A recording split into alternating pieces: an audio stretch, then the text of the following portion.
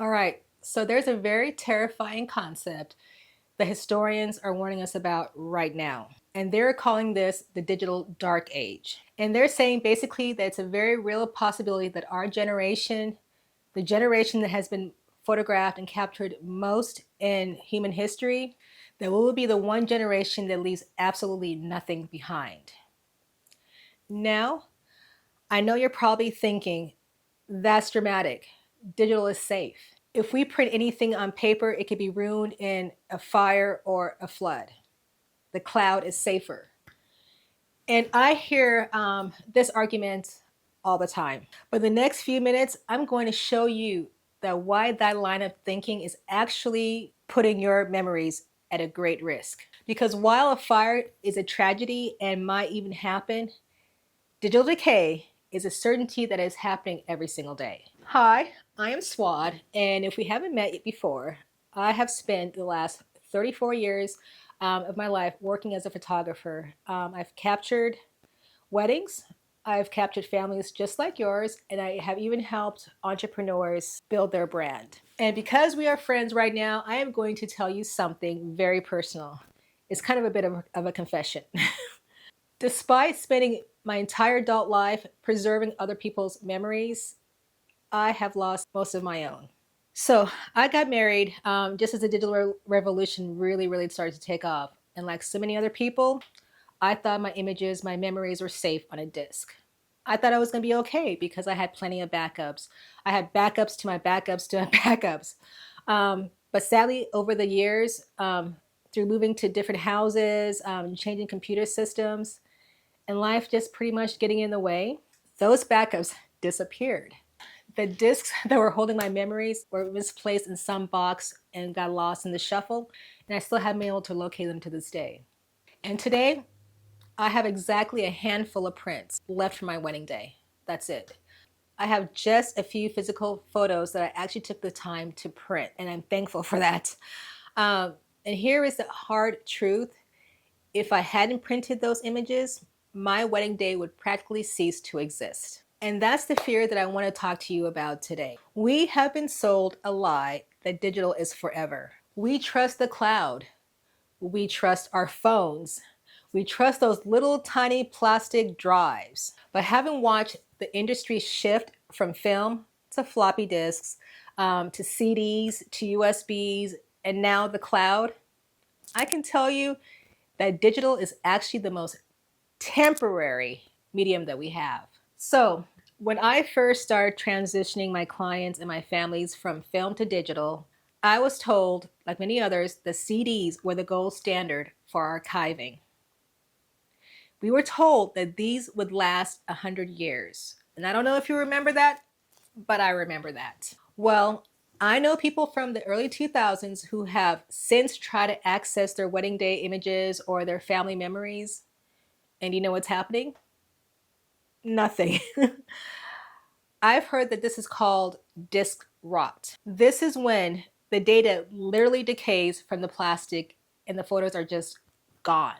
But even if your disk is okay and you don't experience disk rot and it's perfect, try finding a computer in your house right now that actually has a CD drive. You probably can't. I know I can't. This is what I like to call the digital trap.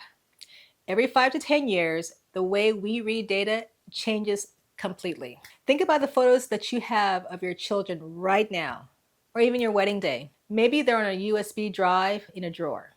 Today, as your photographer, if I were to hand you a USB drive, I am essentially handing you a ticking time bomb. In 10 years, that USB drive will be as useless as an 8-track.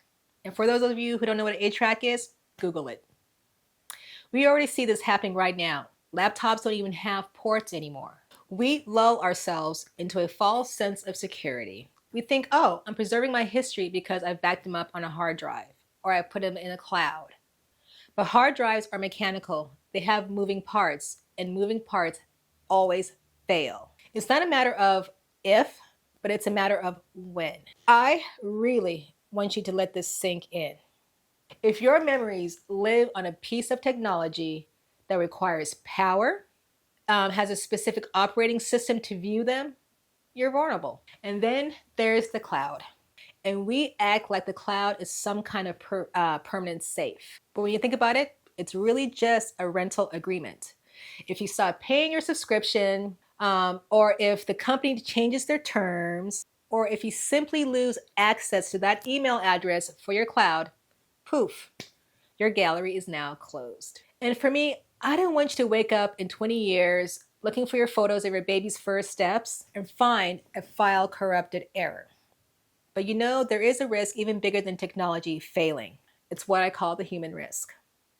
When you treat your photos like files, you tend to hoard them.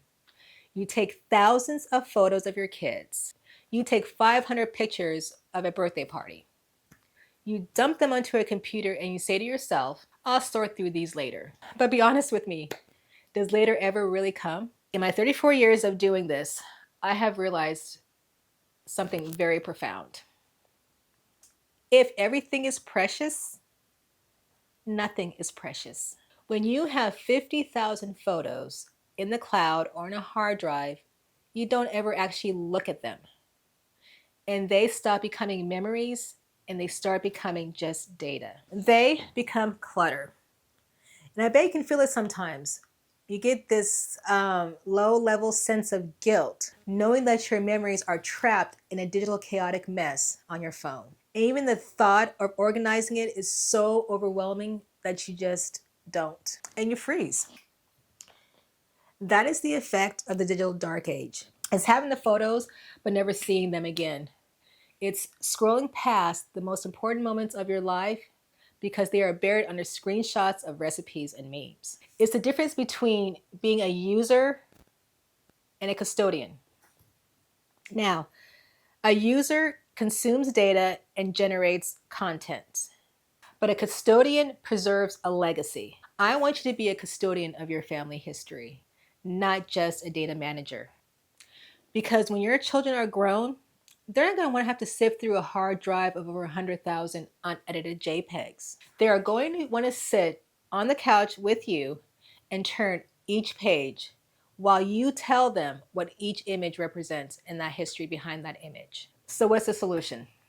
Ironically, the most advanced technology for preserving is the one that we started with, ink and paper. A print is the ultimate backup. Now let's go back to what I mentioned earlier from the start, the fear of a fire or a flood. And that's a valid fear. Physical things can be destroyed, but here is the reality check. Hard drives crash every single day. Files corrupt every single day. Passwords are lost every single day. That is the silent destruction that happens to millions of people every single day. Now, a house fire is a tragedy, but it's very rare. A flood is rare. You are statistically far more likely to lose your memories in a corrupted hard drive than with a flood or a fire. And even in the worst case scenario, prints are surprisingly quite resilient. I remember reading a story about a family who lost their home to a devastating fire. And it happened so fast that they ran out with nothing but the clothes in their back. They lost their computers, they lost the backup drives that were sitting right next to the computer, and they even lost their phones.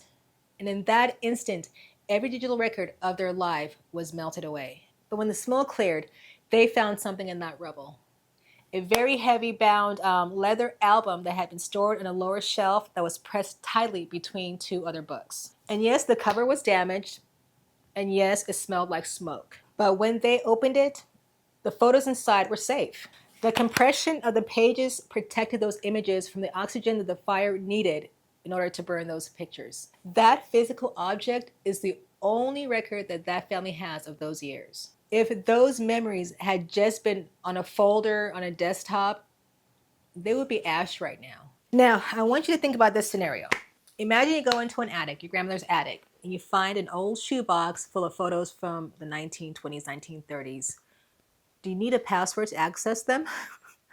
Do you even need updated software? Do you need to pay a subscription to keep those images from being dissolved? No. All you need is to open the box and open your eyes. This is why I have stopped being a shoot and burn photographer. I didn't want to be someone who just handed over USB files or a gallery disc and just walk away. For me, I need to have something that exists in the real world. We have to stop treating our memories with the same respect that we treat our emails. Whether you're starting your life with your spouse or raising the next generation, we deserve to exist in the real world. We deserve to take up space. And my shift to the boutique model wasn't about business, it was about preservation. I decided to take the responsibility of getting those images off the hard drive and into your hands. Because I know that 30 years from now, your children, your grandchildren will not be fighting over a cloud password. They'll be fighting over that album of images. I have talked about my why and the risk that this digital dark age poses. But there is another side, and it's a beautiful side. What happens to your child's self-esteem when they see their face on the wall every single day? And what happens to your own sense of belonging when you walk past a portrait of your family in the hallway? In the next video, I'm going to talk to you about the psychology of seeing yourself on the wall. And it's not what you might think. So until then, please, please print your photos. Don't let your memories disappear like mine did, okay? I'll see you soon.